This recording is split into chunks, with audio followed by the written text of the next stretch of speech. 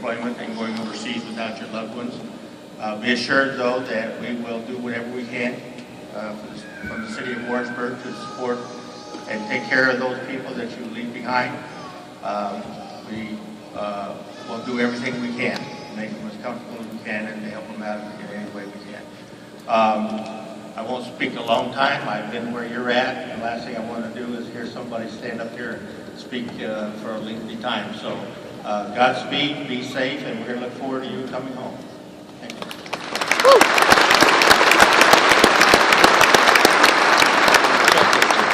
Short and sweet. Congresswoman Hartzler sends her regrets. I will read a letter she sends to the battalion. To the soldiers of the Missouri National Guard's 1st of the 135th Attack Reconnaissance Battalion. As you begin your deployment to Afghanistan, I want to thank each and every one of you for your selflessness and sacrifice. Your vital mission provides our military with both the attack and reconnaissance capabilities required in order to bring fight to the enemy and ensure our men and women on the ground have the security of knowing they have help and safety from the sky. I am truly humbled by your service and the sacrifices you and your families have made to serve our nation. I will never fully know what you experience as soldiers fighting for your country, but know that as your representative in the United States Congress, I will always fight for members of our armed forces on the home front. I admire the dedication, commitment, and sacrifice that you make every day of your service. I wish you the best during your deployment. I will pray for your protection and that you return safe and sound to your families. Thank you all for your service. It is a great privilege to serve you and your families. I remain very truly yours, Mickey Hartzler.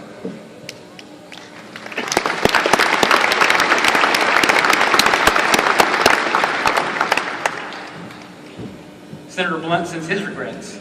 I will read a letter that Senator Blunt has sent to the battalion. Dear soldiers and family members of the 1st of the 135th, I want to thank you for your willingness to serve your country in its relentless pursuit of peace for those under the thumb of terrorism and oppression. You are serving in defense of our way of life and to protect the freedoms won by others in uniform during our nation's history.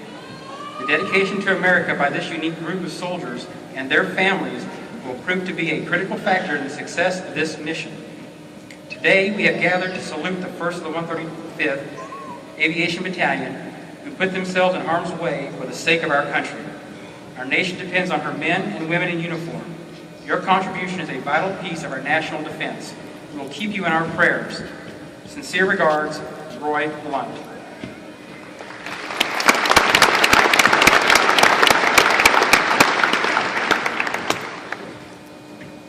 Senator McCaskill sends her regrets. I will read a letter she sends to the battalion. Dear soldiers of the 1st of the 135th Attack Reconnaissance Battalion, I regret that I cannot be there personally to send you off. The allegiance and bravery you show captures what is best about America and our ideals. So please accept my heartfelt appreciation for your service and sacrifice. Your upcoming mission to conduct operations in Afghanistan is an important one. As your unit embarks, I salute your dedication and commitment. The services you render are invaluable to meeting our country's goals in Afghanistan. I want to also extend my thanks to your family and loved ones who sacrificed so much alongside you and carry the heavy burden of knowing that you are both gone and in harm's way. But they, like all Americans, are so proud of what you do, serving your state and your country. Your patriotism and devotion to duty are truly inspiring. My thoughts and prayers are with you and your families, and I will be throughout your deployment. Defending one's country is the highest form of citizenship. I look forward to your triumphant return back to our beloved state of Missouri. Thank you for all you do and for all you are, beacons of freedom, selfless service, and the finest citizen soldiers. Thank you, and God bless. Claire McCaskill.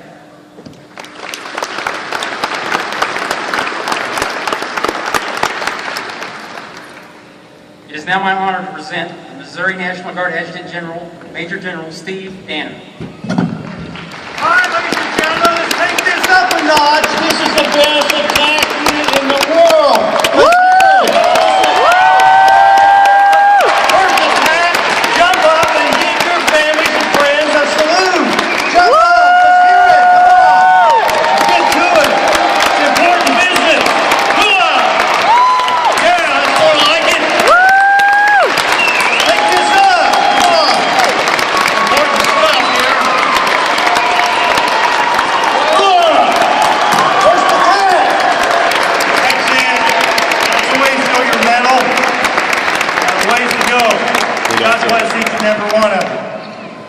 Couple things I'd like to do before we get started here. We've got a lot of folks in the audience that have come before us, those of us that still serve in uniform. And I'm talking about the veterans out there of whatever service. What we're doing today and the things that we can do today and the things that First Attack is going to do over there for the country has been made possible because of all our veterans. If you're a veteran, would you please stand up so we can recognize you for your service? God bless you. Thank you.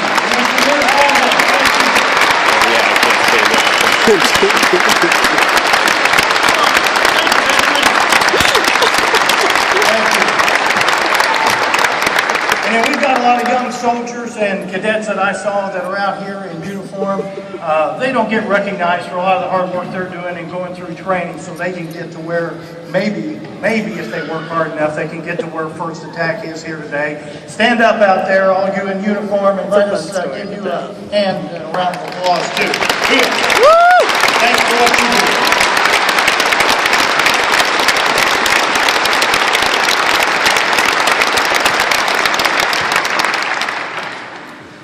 Got a couple of housekeeping things I need to do here, and then we'll carry on.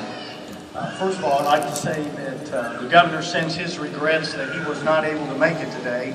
As many of you may know, he's been in Japan and Korea, and he's been visiting our troops over there. This past week, he laid a memorial to all our fallen during the Korean War there, and of course with him were a squad of Missouri Guardsmen who are serving over in Korea even now as we speak. So one thing that's little known is I often like to say that the sun never sets on the Missouri Guard. And while of course we have those serving here at home, we still have we have Guardsmen in Europe and Africa and Central and South America. We have them in Central Asia. We have them in Eastern Asia, Air Guard.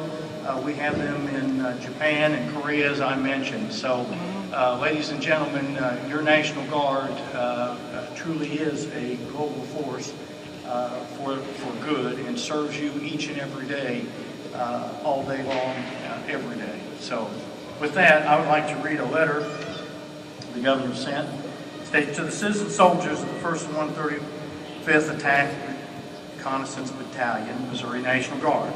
On behalf of the people of Missouri, I wish you a safe and successful mission as you prepare for your deployment to Afghanistan. The citizen soldiers of Missouri have long served our state and our country with distinction and honor across the world. I know you will continue this noble tradition as you take this vital role in our country's military operations in Afghanistan. Your actions in support of Operation Enduring Freedom are vital to the security of the United States. In fulfilling your mission, you will be protecting innocent lives and making America and the world safer. All of Missouri takes pride in what you're doing, and we pray for your safe return soon. Sincerely, Jeremiah W.J. Nixon, Governor of the State of Missouri.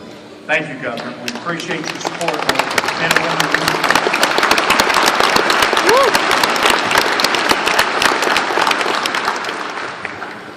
I want to thank President Ambrose and his staff again. Thank you, sir, for allowing us to be here. Madam Mayor, Mr. Mayor, thank you for your hospitality as we serve in your communities and other communities around the state. Fellow flag officers and other veterans here today, I welcome you and family and friends.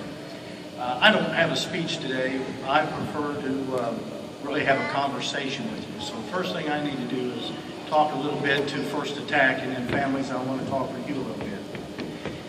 First Attack, you know what it's about. It's about the mission. Keep an eye on the ball. How many of you out there have served one or more tours already? Raise your hands. There we go. Look at those veterans.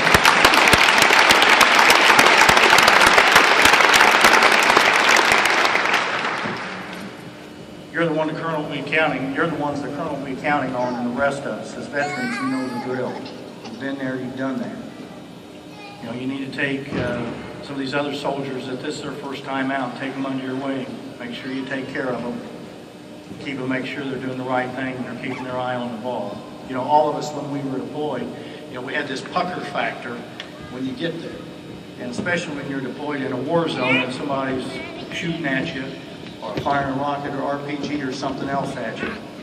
But you know, the best feeling is when somebody shoots at you and misses. So hopefully with that training that you've had, if you pay attention to it and stay focused on your mission, you will, because you'll stay focused. But you know, as we get down to that last third of the mission, you know, we become old-timers in hands, and those of you that are veterans that have been there know exactly what I'm talking about. You have a tendency to take your eye off the ball a little bit, to lax and not pay so much attention to the safety issues, you know, much less combat issues and your mission issues. So veterans there, with the first attack, I expect you to keep your eye on the ball and make sure that you keep that level head all the way through to mission complete. Next thing we've got to do is talk about calling back and forth with the families. I don't want family members calling me, and family members, I got to ask you to stay on top of this with me. I don't want family members coming up to me